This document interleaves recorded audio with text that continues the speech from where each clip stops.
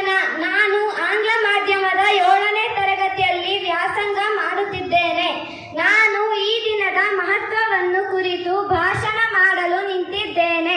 78ನೇ ಸ್ವಾತಂತ್ರ್ಯ ದಿನಾಚರಣೆಯ ಕಾರ್ಯಕ್ರಮದಲ್ಲಿ ಆಸೀನರಿರುವ ಅತಿಥಿಗಳು, ಮುಖ್ಯೋಪಾಧ್ಯಾಯರು ಹಾಗೂ ಗುರುವೃಂದದವರು, ಇಲ್ಲಿ ನೆರೆದಿರುವ ಎಲ್ಲ ಪೋಷಕ ವೃಂದದವರು ಹಾಗೂ ನನ್ನೆಲ್ಲ ಸಹಪಾಠಿಗಳಿಗೆ ನನ್ನ ಶುಭೋದಯಗಳು ಮತ್ತು ಸ್ವಾತಂತ್ರ್ಯ ದಿನಾಚರಣೆಯ ಶುಭಾಶಯಗಳು.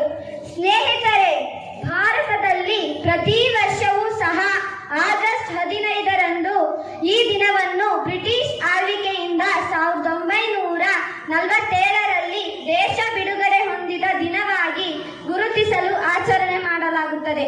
ಇಂದು ದೇಶಭಕ್ತಿಯ ಉತ್ಸಾಹ, ಧ್ವಜಾರೋಹಣ, ಸಾಂಸ್ಕೃತಿಕ ಕಾರ್ಯಕ್ರಮಗಳು, ಭಾಷಣ ಎಲ್ಲೆಡೆ ಕಂಡುಬರುತ್ತದೆ.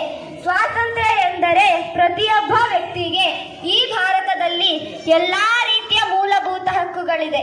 ಬ್ರಿಟಿಷರಿಂದ ಸ್ವಾತಂತ್ರ್ಯಗೊಂಡ ನಂತರ ಭಾರತ ದೇಶವು ಹಲವು ಮೈಲಿಗಲ್ಲುಗಳನ್ನು ಕಂಡಿದೆ. ಆರ್ಥಿಕತೆ, ರಾಜಕೀಯ, ತಂತ್ರಜ್ಞಾನ, ವಿಜ್ಞಾನ ಹೀಗೆ ಎಲ್ಲಾ ಕ್ಷೇತ್ರಗಳಲ್ಲಿ ಅನೇಕ ಸಾಧನೆಗಳಿಗೆ ಸಾಕ್ಷಿಯಾಗಿದೆ. ಯಾವ ದೇಶದ ಪ್ರಜೆಗಳಿಗೆ ಸ್ವಾತಂತ್ರ್ಯ ಇರುತ್ತದೋ ಅಲ್ಲಿ ನಾಡಿನ ಅಭಿವೃದ್ಧಿ ನಿರಂತರವಾಗಿ ಸಾಗುತ್ತಿರುತ್ತದೆ. ಇದಕ್ಕೆ ನಮ್ಮ ಭಾರತವೇ ಸಾಕ್ಷಿ.